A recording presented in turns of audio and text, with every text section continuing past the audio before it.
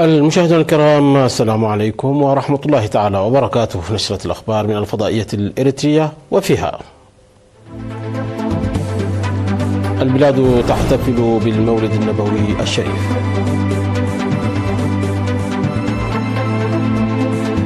دورة تدريبية للمعلمين في دقة محرر.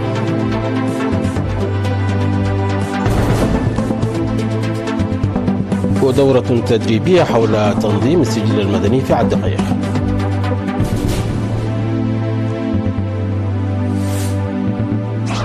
أسرع 60 شخصا في غرق قارب بنيجيريا. محادثات لتزويد الهند بالمزيد من أنظمة S-400 روسية. ومناورات في بحر البلطيق لتعزيز الجاهزية الدفاعية.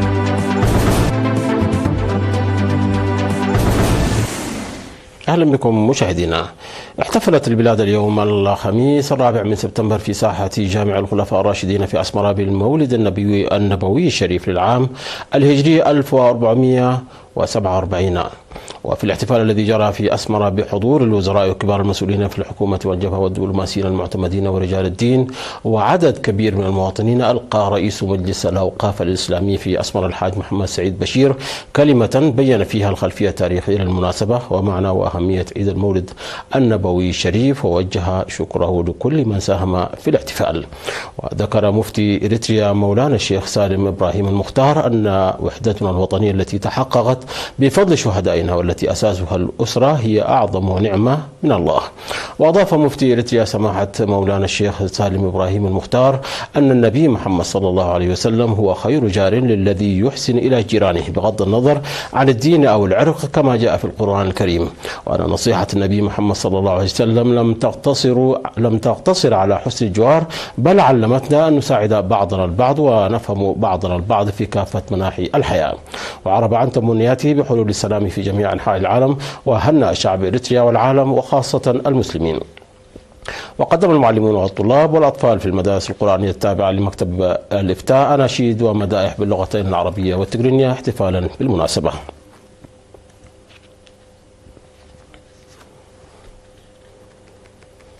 نظم فرع جمعية المعلمين في الإقليم الجنوبي دورة تدريبية يومي 2 و3 سبتمبر الجاري في مدينة دقة محرر لرفع قدرات مدراء المدارس.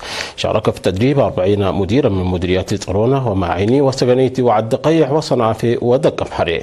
وقال كستي مسجنة من فرع البحوث والتدريب والتخطيط بوزارة التعليم الذي أشرف على التدريب أن الإدارة مجال واسع يتم إثراؤه بشكل أساسي بالعمل التطبيقي والخبرة. من جانبهم أفاد المتدربون أنهم اكتسبوا معارف تعزز تقنيات الإدارة التي كانوا يعملون بها، وحثوا على الاستمرار فيها بالمستوى المطلوب. وذكر مسؤول فرع جمعية المعلمين في الإقليم الجنوبي الأستاذ سمسم نقاش أن التدريب كان فعالا لكونه نظريا وتطبيقيا.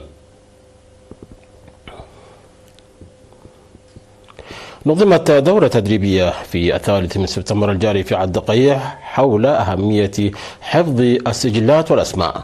وأوضح مسؤول قسم الإحصاء ونظم المعلومات الجغرافية في الإقليم الجنوبي السيد فتسون قبرك زابير نشر أفراد في جميع المديريات للحفاظ على السجلات. وقال مسؤول سجل نظام المعلومات في الإقليم الجنوبي السيد تخليق قبر مسقل أن الأسماء هي هوية وتعبير عن الثقافة والقيم، ويجب عدم تغييرها بمجرد إصدارها ونبذ الأسماء الأجنبية.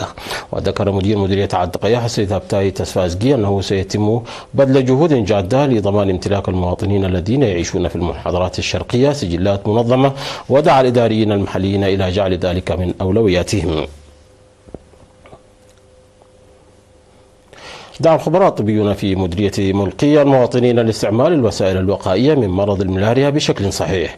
وأشار خبير الصحة العامة السيد توماس برخت لوكالة أنباء الرنا إلى أن المواطنين يعملون على اتباع الأساليب الوقائية، لا سيما أنه يتوجب إصحاح أو دفن أماكن تكاثر البعوض والاستعمال الصحيح للناموسيات دون التهاون في ذلك لضمان مكافحة الإصابة بالملاريا والسيطرة على تفشيها.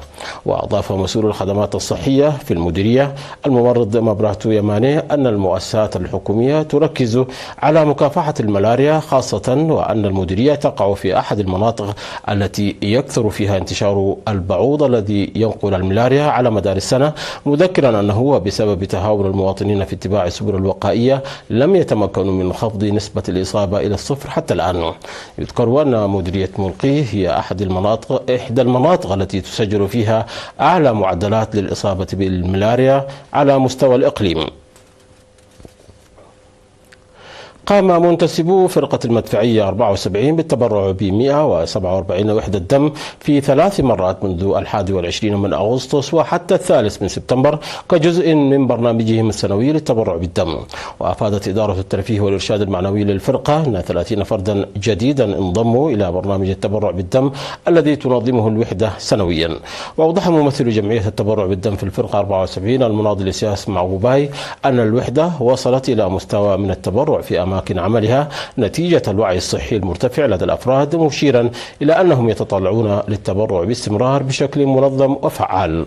وأكد المتبرعون جاهزيتهم لرفع وعي محيطهم متفهمين للفوائد الصحية للتبرع بالدم دوريا.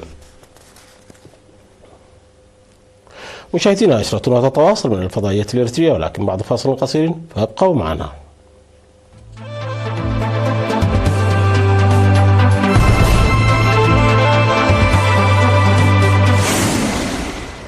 أهلا بكم مجددا. قال مسؤولون محليون أن 60 شخصا على الأقل لقوا حتفهم، وجرى إنقاذ آخرين بعد انقلاب قارب يحمل أكثر من 100 راكب في ولاية النيجر شمالي وسط نيجيريا. وانطلق القارب من تونجان سولي في منطقة ملالي متجها إلى دوجا عندما اصطدم بجذع شجرة في الماء بالقرب من حي جوساوا في منطقة بورجو الحكومية المحلية. وأكدت وكالة إدارة الطوارئ في ولاية النيجر أن المنقذين والقواصين المحليين يبحثون عن الضحايا، مشيرة إلى وفاة 29 شخصا حتى الآن مع إنقاذ 50 وفقد 2. وتتكرر حوادث القوارب في نيجيريا خاصة خلال موسم الأمطار بسبب التقاعس عن تطبيق إجراءات السلامة والاكتظاظ واستخدام قوارب متهالكة. نقلت وكالة تاس للأنباء عن مسؤول روسي قوله أن موسكو تجري محادثات مع نيودلهي لتزويدها بالمزيد من أنظمة S-400 صاروخية. وقال رئيس الهيئة الاتحادية الروسية للتعاون العسكري التقني ديمتري شوجاييف أن الهند لديها منظومتنا S-400 بالفعل، وهناك إمكانية للتوسع في هذا المجال، وهذا يعني توريدات جديدة، ولكننا في مرحلة المحادثات حتى الآن. وأبرمت الهند صفقة مع روسيا بقيمة 5.5 مليارات دولار في عام 2018 للحصول على 5 منظومات S-400. قالت أنها في احتياج لها للتصدي لتهديد من الصين، لكن عمليات التسليم تأجلت عدة مرات، ومن المتوقع أن تسلم روسيا آخر وحدتين للهند في عامي 2026 و 2027. بدأت مرحلة جديدة أخيرا من سلسلة المناورات البحرية متعددة الجنسيات في السواحل الشمالية كجزء من مناورات كوداريغا 2025 التي يقودها الجيش الألماني وشركاء حلف شمال الأطلسي الناتو لتعزيز الجاهزية الدفاعية في ظل الظروف الإقليمية المتوترة. وتمثل كوداريغا 2025 أوسع مناورات عسكرية يجربها الجيش الألماني وحلفائه في منطقة بحر البلطيق منذ سنوات، ويشارك في هذه المناورات المعقدة والتي تمتد خلال الفترة الأساسية من أغسطس إلى آخر سبتمبر 2025 نحو 8000 جندي ألماني إلى جانب قوات مسلحة ل13 دولة شريكة أخرى في الناتو. وتشمل المناورات أبعادا عسكرية ومناطق جغرافية مختلفة من ألمانيا عبر بحر البلطيق إلى ليتوانيا وفنلندا. واتبعت كوداريغا نهجا لمراجعة مختلف القدرات العسكرية لسنوات عدة، وبينما ركزت مناورات عام 2023 على الدفاع الجوي، وفي عام 2024 على القوات البرية تركز نسخة هذا العام على البعد البحري.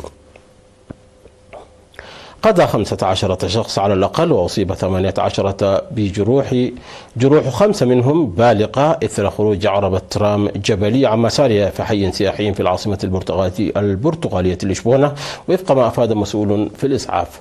قال المسؤول أنه تم نقل جميع الضحايا، مضيفا أن من بينهم أجانب لم يحدد جنسياتهم. وأعلنت الحكومة البرتغالية الإحداث الوطني على ضحايا الحادث.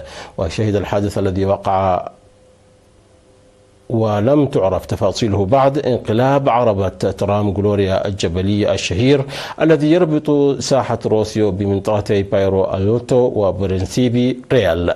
من جهتها أكدت الشركة المشغلة لترام أنها اتبعت جميع بروتوكولات الصيانة. مشاهدينا، قبل الختام إليكم تذكير بأهم ما جاء في هذه النشرة من أنباء. البلاد تحتفل بالمولد النبوي الشريف.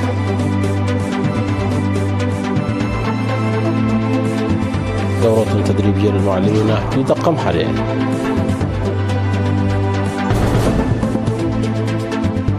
ودورة تدريبية حول تنظيم السجل المدني في عالدقيح.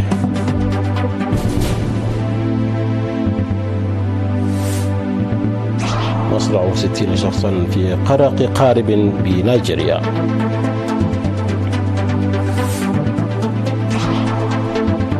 محادثات لتزويد الهند بالمزيد من أنظمة S-400 الروسية.